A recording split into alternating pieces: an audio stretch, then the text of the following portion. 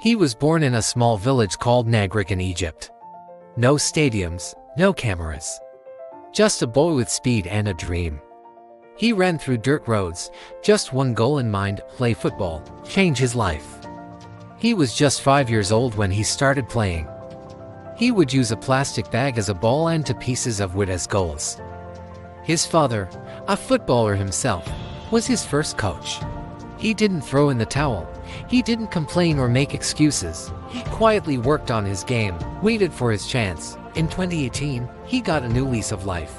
Roma's sporting director, Maggi, a man known for his eye for talent, signed Mohamed on loan. Fiorentina finished 6th that season, qualifying for the Europa Conference League. And Mohamed was the top scorer with 19 goals. Suddenly, everyone was talking about him. Clubs from all over Europe were interested. But soon the boy's talent was spotted by a local club. Manager Jurgen Klopp needed a new forward.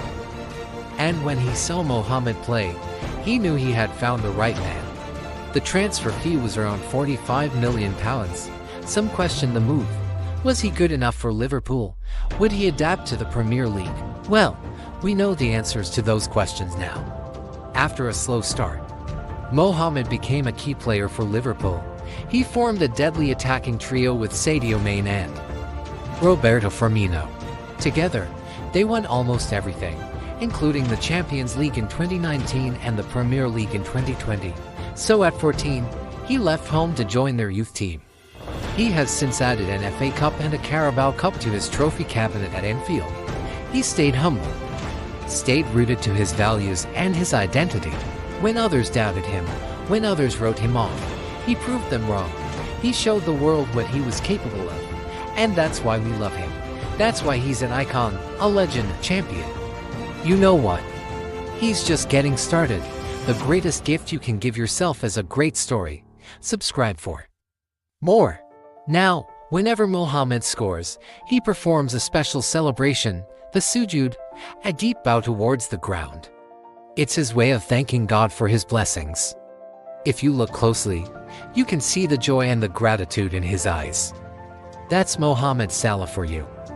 The superstar from Nagrig who left his village to chase a dream. He traveled 9 hours a day, just to attend training. He played for free. He missed school.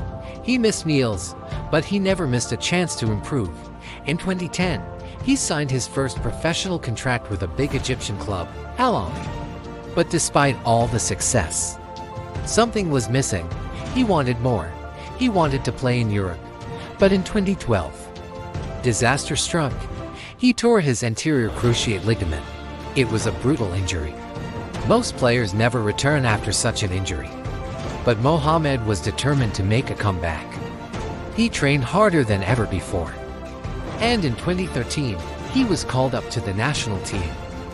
The Pharaohs were playing against Senegal in a World Cup qualifier.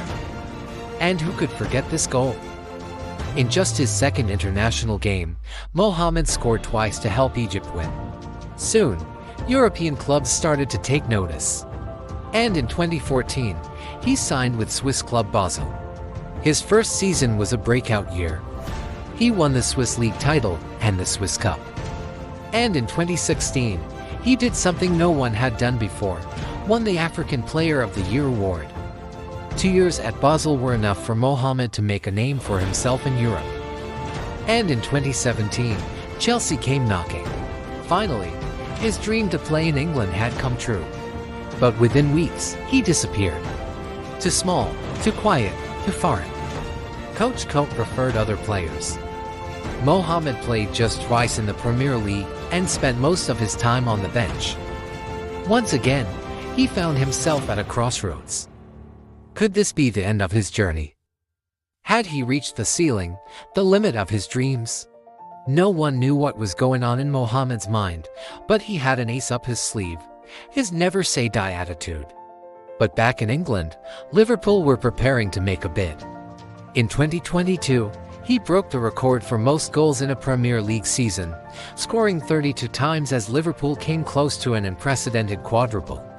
Today, millions look up to him. He built schools, he fed hungry villages,